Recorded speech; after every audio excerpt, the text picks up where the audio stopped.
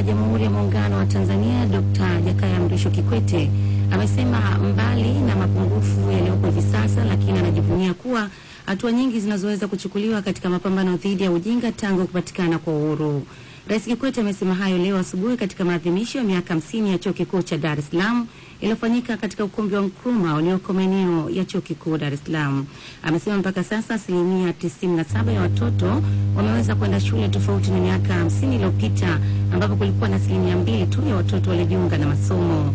Amesema mpaka sasa kuna shule zaidi za msingi 15,816 ambazo wamesema nyingi zaidi ukilinganisha na mwaka 1961 ambapo kulikuwa na shule 3,000, na kwamba mpaka sasa shule za sekondari zipo 4,367 zikiwa na wanafunzi 1,138,699.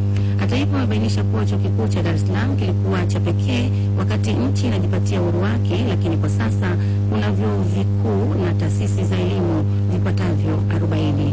Amesema mbali na mafanikio hayo, lakini bado ipo haja ya kuongeza nguvu ili kwenda sanjari na ongezeko la idadi ya watu, lakini pia kuendelea kuongeza kiwango cha elimu kama ambavyo nchi jirani